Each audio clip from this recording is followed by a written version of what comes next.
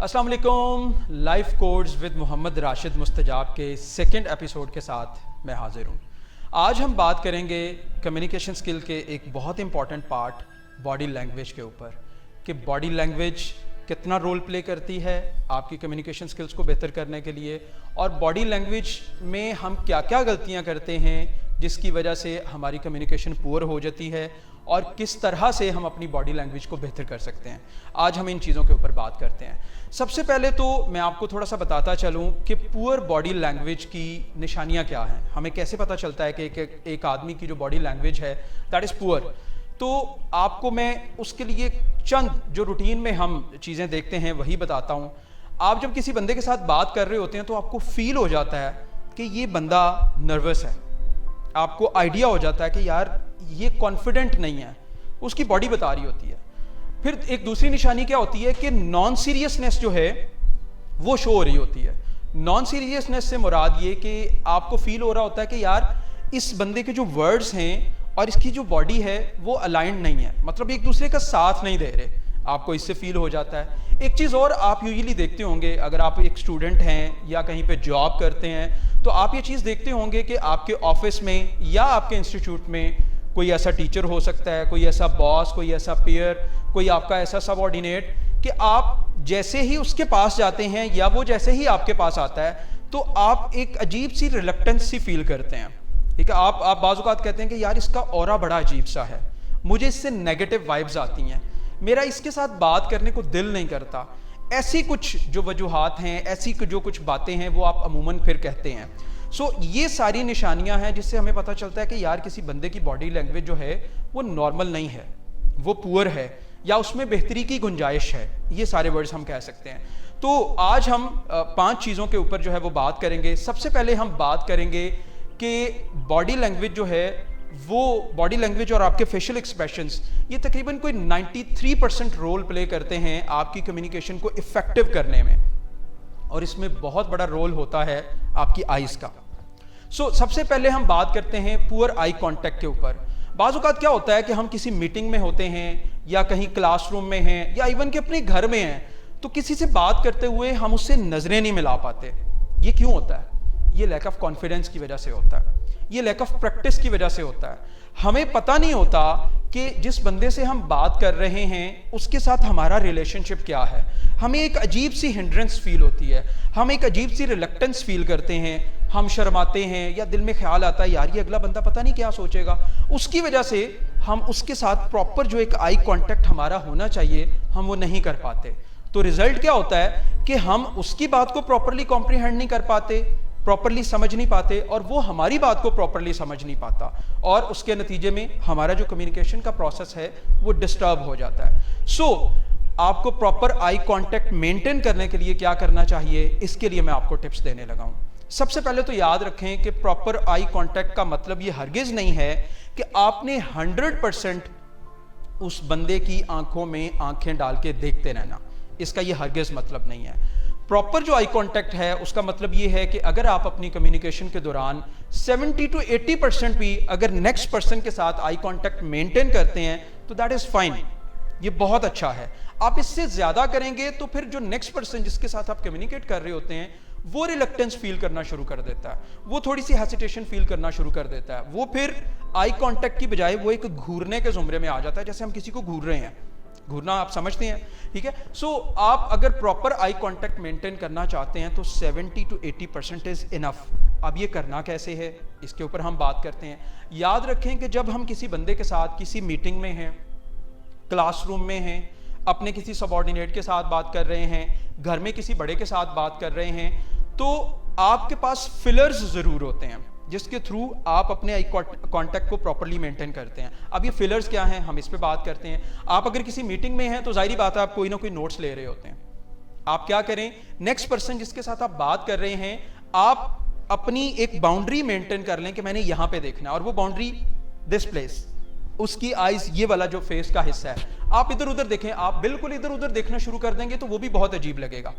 आपने क्या करना है, आप नोट्स ले लेते हैं, आप उस बंदे की तरफ देख लेते हैं, आप फिर उस बंदे की तरफ देख के फिर नोट्स ले लेते हैं, या आपका कोई सवाल होता है तो आप सवाल पूछ लेते हैं। इस तरह से करके आप उस बंदे के साथ अपना एक जो प्रॉपर आई कांटेक्ट है वो मेंटेन कर लेते हैं, और दरमियान में आपको फिलर के तौर पे वो जो नोट्स लेना है वो आपको हेल्प आउट करता है, या कोई भी आप जो सवाल करते हैं वो आपको हेल्प आउट करता है, जिससे आपका आई कांटेक्ट प्रॉपर्ली मेंटेन रहता है। दूसरी चीज जो बॉडी लैंग्वेज में, आपके फेशियल एक्सप्रेशंस में और आपकी कम्युनिकेशन स्किल को सक्सेसफुल करने में बहुत बड़ा रोल प्ले करती है, दैट इज योर स्माइल। बहुत सारे लोग आप देखते होंगे, आप अपने ऑफिस में देखते होंगे, अपनी यूनिवर्सिटी में, कॉलेज में, इवन अपनी फैमिली में, हमने उनके बड़े अजीब से नाम रखे होते हैं। किस वजह से? यार इस बंदे को हंसना ही नहीं आता, ये मुस्कुराता ही नहीं है, इसको पता ही नहीं किसी से बात कैसे करनी है। हम उसके डिफरेंट नाम रखते हैं सिर्फ इस एक वजह से कि उसको हंसना नहीं आता, वो बात करते हुए स्माइल नहीं करता। याद रखें, आपकी मुस्कुराहट आपकी कामयाबियों की चाबी है। जो बंदा हंस के किसी से मिल नहीं सकता, वो किसी के साथ अच्छा रिलेशनशिप भी बिल्ड नहीं कर पाता। आपको एक स्माइलिंग फेस के साथ दूसरे के साथ बात करनी चाहिए। यहां पे ये चीज लाजमी ज़हन में रखिएगा कि आपको सोशल मीडिया पे या बहुत सारी जो लोगों ने अपनी डीपीज लगाई होती हैं, बहुत अजीब होती हैं, आपको हर डीपी में, उनकी हर पिक्चर में उनका एक अजीब सा फेस मिलेगा। हमेशा उनके दांत बाहर होते हैं और एक अजीब सा उनका जो स्माइलिंग फेस होता है वो नजर आ रहा होता है। That is fake. वो बजाय बंदे को कॉन्फिडेंस में लेने के, वो अगले बंदे को इरिटेट कर देता है, वो अगले बंदे को रिलक्टेंट कर देता है आपसे बात करने से।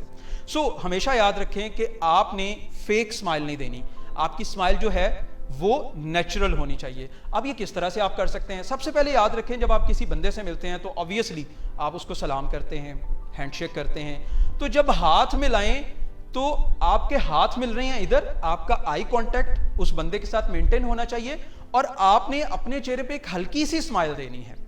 वो जो स्माइल है that is basically a welcoming gesture जो आप उस बंदे को दे रहे हो, जिससे अगला बंदा एक कंफर्ट जोन में आता है और आपसे प्रॉपर्ली कम्युनिकेट करता है। एक ये जो स्माइलिंग फेस है, इसको मेंटेन करने की आप हैबिट जो है वो अपने अंदर लेके आए लाजमी। इस्लाम ने भी देखें इस बारे में कहा हुआ है, जब किसी से मिलें तो सलाम करें। उसका मतलब सिर्फ अस्सलाम वालेकुम कहना नहीं है, उसका मतलब है कि वेलकमिंग फेस के साथ, हंसते मुस्कुराते फेस के साथ आप मिलें। जो दूसरी चीज जो आपकी कम्युनिकेशन स्किल को बॉडी लैंग्वेज के थ्रू पुअर करती है वो ये है कि आपको हंसना नहीं आता।